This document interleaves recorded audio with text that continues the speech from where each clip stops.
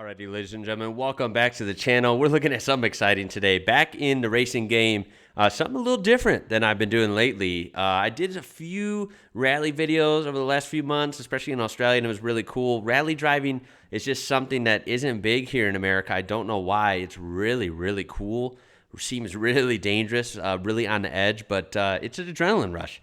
I think it's the most skilled motorsport, if I'm being honest. It looks really crazy, and you're driving on different surfaces. There's curves, there's cliffs, there's trees. Super dangerous, super on the edge. We're looking at Group B when rallying got too fast. This showed up on my recommended, and I thought, you know what, this looks awesome.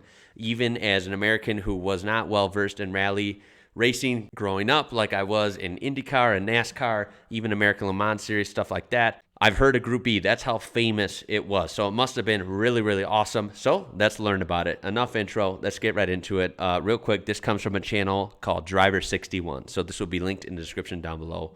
You can check it out there further. Here we go. The Audi Quattro, Lancia 037 and the Peugeot 205 T16, some of the most iconic names in rallying. Cars that pushed the limits of what was possible in a way that we haven't seen since. It was called Group B and is still held as the golden era of rallying. Okay, first question. Who is crazier? The spectators that are on the track, partying the Red Sea as they come along as a race car, a rally car comes flying at a high rate of speed, or the driver for driving one of these crazy cars on dirt and gravel and mud, going extremely fast? Who's crazier? Group B. I'm actually going to go with the spectators here. Look at how close they are. This is insane. Every American race I've been to, you're behind, a fence and a guardrail or a concrete wall, whatever it be. You are not really close to the action. You can get kind of close, but you're always kind of back and safe, I guess, right? This is like not regulated. This is like, hey, stand wherever you want. Stand on the track. Hell, who cares? It was a class where manufacturers were allowed to go all out with almost unlimited power, crazy aerodynamics, and new exotic materials. It brought about new technologies like four-wheel drive, semi-automatic gearboxes, and clever turbocharging systems. Semi-automatic gearboxes in the 80s? Wow, that actually sounds impressive. I know that's commonplace in any racing series from like the 2000s onward, but 80s, that is really, seems early to me, like very impressive. These cars look wicked. I love 80s cars, and then you take 80s cars like this that are all like exaggerated and done up for crazy aero. It's really cool. I'm loving it. It's like more like video game arcadey cars, and I love it. It's really cool. And the 80s must have been great for motorsports, because I have seen a documentary about Ayrton Senna before, and I know Formula One in the 80s, same thing. They were kind of just allowed to go all out with turbochargers and stuff, and some of those cars were making like, what, 1,000 horsepower? So this league sounds like they were going all out as well. How exciting. However, it was only for the bravest of drivers. The hugely powerful cars needed a lot of manhandling to thread them through the tight, twisty stages, away from huge drops and dodging a sea of spectators. But how did this come about? Jumps. And what can we learn from the crazy cars that won in the Group B era? Rallying went wild in the 80s. The FIA wanted to attract more manufacturers and so created a class that would give the designers pretty much free rein. No power limits, no regulations on boost, and whatever exotic materials you liked. Okay, that Rally sounds cars awesome. over the years have been largely based on road cars, with rules tightening and loosening on how close the relationship has to be between the stock car and the ones that actually race the stage. For example, in the Group A class, the manufacturers have to produce 5,000 road-going versions of the car before it is allowed to compete. In Group B, to lower the costs and interest manufacturers, they ruled that only 200 cars needed to be produced. Oh, wow. Group B also allowed almost endless modifications to be made, meaning the rally cars were nothing like the road cars at all. No kidding. That body was just, what was that, like a fiberglass shell? That is definitely not like the road car. This approach really worked, attracting many manufacturers to Group B, names like Lancia, Porsche, Peugeot, Audi, Toyota, Ford, as well as so many more. Lancia took the Drivers' Championship in the first year of Group B. So Lancia, or Lancia, as I would say, did very well, took the first championship. These sound like they were really high horsepower, and a lot of them look like they were just straight up tube chassis, like very lightweight. These are crazy machines, four-wheel drive. The 037. It was the last rear-wheel drive car to win in the WRC. that was rear-wheel drive. It was incredibly light, using fiberglass and Kevlar for the body, and was powered by a mid-mounted 250 horsepower engine. It has much larger wings than many cars of the time, with a huge rear spoiler to stabilize the car at high speeds. It was supercharged to avoid turbo lag, and it was incredibly quick on the tarmac stages. However, it wasn't quite as quick on loose surfaces. Now, I would have never guessed that. That's cool how this one was not turbocharged. This one was supercharged. So you get that instant boost, right? Instant boost, no turbo lag, especially the 80s. I'm sure car guys are familiar with a lot of 80s cars. Had a lot of turbo lag. Not an issue here. It's combined with the fiberglass Kevlar, very, very lightweight. 250 horsepower doesn't sound like a lot, but when you're dealing with something that is geared really aggressively and, of course, extremely lightweight, it's going to be fast, no matter in what. stepped Audi with the Quattro, one of the most innovative rally cars of all time. Yeah, a true game changer. I've seen this thing It had before. an inline-5 engine with a very clever turbocharging system that produced over 450 brake horsepower. It had a small valve that kept the turbo spooled even when off throttle, meaning there was very little turbo lag, making the car quick out of the tight turns. That's the awesome. Audi also had a very aggressive aero kit with a huge spoiler at the front of the car and an even bigger wing on the back. This was one of the first sophisticated uses of aerodynamics in rallying. Drivers said it made the car extremely stable at high speed. The insane power was put through a clever semi-automatic gearbox and drove all four wheels. It was the first car to use a four-wheel drive system effectively. Before this, many manufacturers stuck to rear-wheel drive as they thought the additional weight would outweigh any time gains from the extra traction. And yes, the Audi was very heavy, and the four-wheel drive system meant the weight was higher up than you would like in a rally car normally. But despite the compromised dynamics, it worked. The Audi had more power than the rest of the field, but could also use it more effectively, deploying more power even on surfaces like gravel, dirt, and ice. These are really cool shots of that Audi. Seeing all four wheels dig in as it's drifting around the turn. This is cool. I'm enjoying this a lot. I wish I'd have been alive for Group B. I was born in '92, so most of this was before my time. Wow, this looks like a lot of fun. Audi won its first race with the car and didn't really stop after that. They shaved seconds, if not minutes, off stage times. The Audi four-wheel drive system really changed the game in rallying. But the Audi dominance didn't last long. Peugeot came out with a car that would expose the weaknesses of the Quattro. They used a similar four-wheel drive system but packaged it very differently. Their secret was that they really nailed the car's dynamics. They built the car to look like the road-going 205, a small hatchback. You know, I hate to admit it because I'm a big muscle car guy. I like American muscle, I like Australian muscle. This is not normally my forte, but this shot here, they built that shot, like this is actually a really cool car for some reason. I guess it's the whole 80s thing. I guess, you know, I did have an 89 Honda Civic SI, so hatchback. So, I mean, 80s hatchbacks were cool. This has kind of got the vibe with the wheels and stuff. Obviously, mine didn't have a clamshell rear end like that, but this is kind of cool, man. Look like the road going 205. Remember, in America, we don't have Peugeots, so at least we don't anymore. We used to in the 80s, I guess, but again, before my time. But I believe when OBD2 started in 1996, they were gone. A small hatchback. It had a very short wheelbase, which generally makes cars more nimble at low speeds, with the trade-off of less stability at high speeds. However, rally stages are often so tight and twisty that this strategy paid off for Peugeot. They also did everything they could to keep the weight central. They fitted a 1.8 litre engine in the middle of the car, although it didn't have the clever anti-lag system that the Audi did. So, you know, that car does seem interesting because it's so short. So short, it's stout, it's kind of wide, but it's got that short wheelbase. I imagine this thing could just be whipped around at any angle and it could dig its way out of the turn pretty fast. Very lightweight, of course, and then the central, like mid-mounted engine. These is cool. These cars all have a slightly different approach.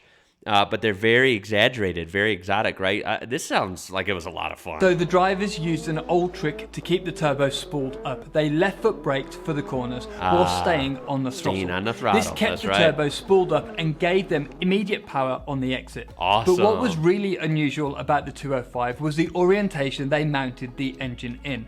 Normally, race cars have longitudinal mounted engines with the crank parallel with the direction of the car. However, Peugeot fitted it in a transverse orientation, and instead of mounting the gearbox below the engine like in the Audi, Peugeot mounted it to the side. This meant that the gearbox was on the side? This is a weird car. The majority of the weight in the car was between the two axles and could be mounted lower, making the car much more nimble and responsive in the corners. That's really interesting. Low center of gravity means the car doesn't roll too much, and if it's in the center of the chassis, the car is easier to rotate in the corners.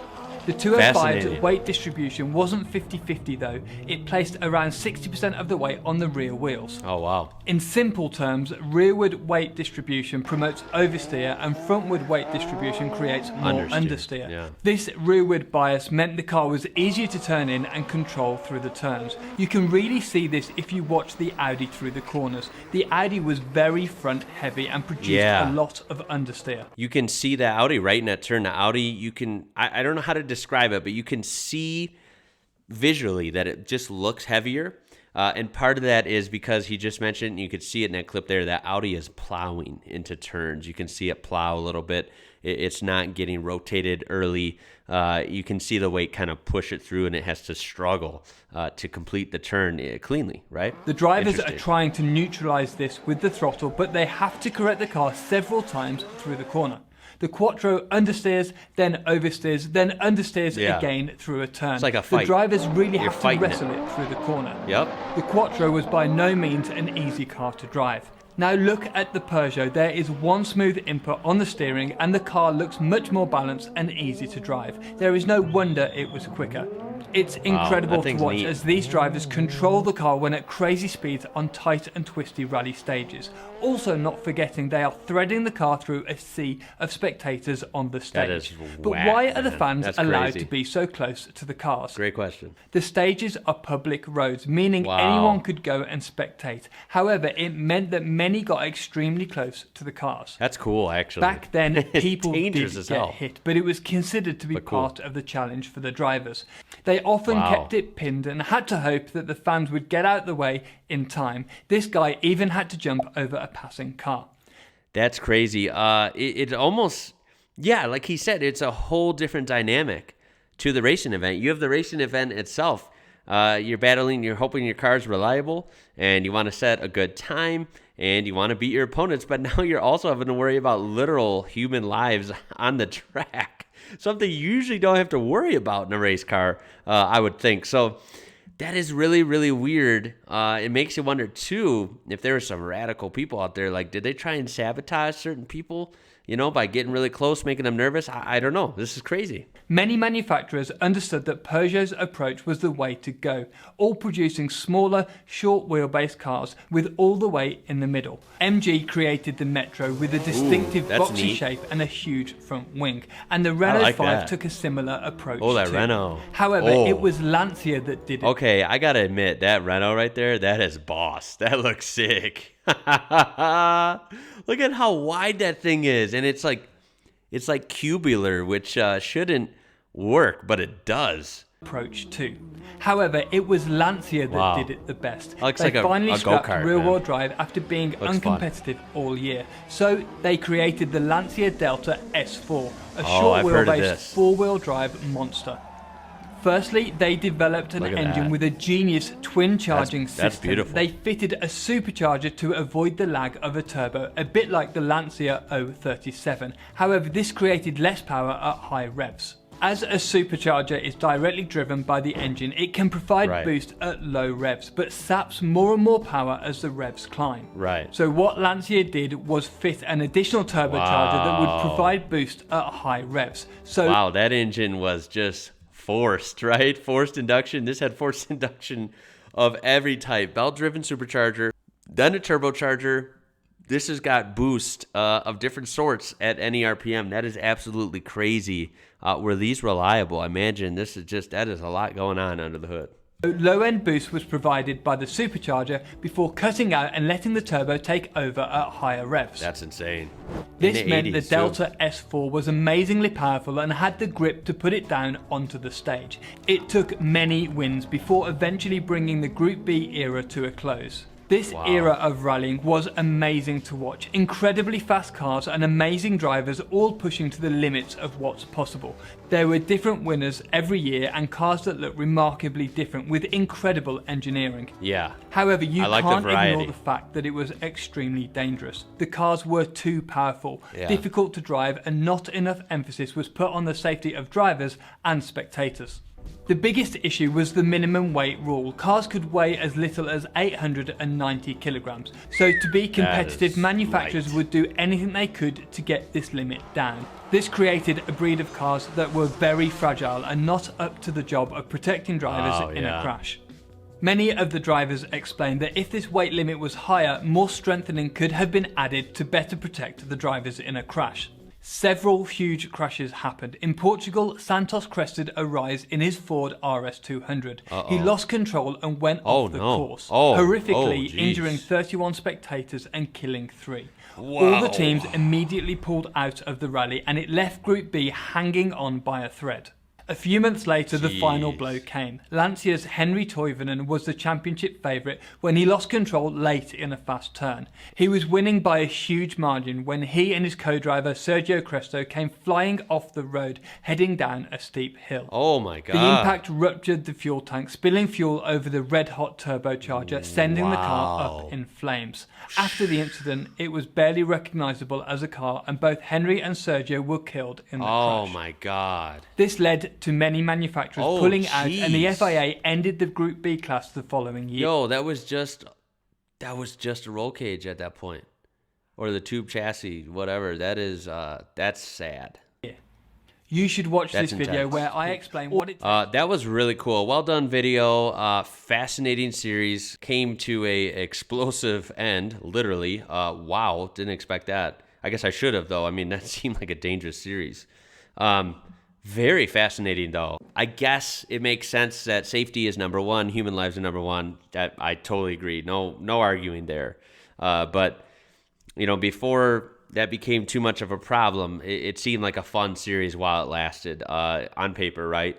Let these manufacturers just go all out.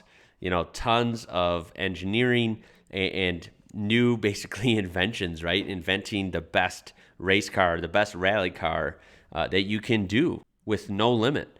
Tons of horsepower, you know, all these different things. Really, really cool to learn about. Like I said, I've heard of Group B just because it's so famous, and I really wanted to learn more specifics about it, and it looks fascinating. I would definitely like to see more on this. I got to look up if there's some full events or at least more raw footage where I can hear the cars and just see them do a whole stage.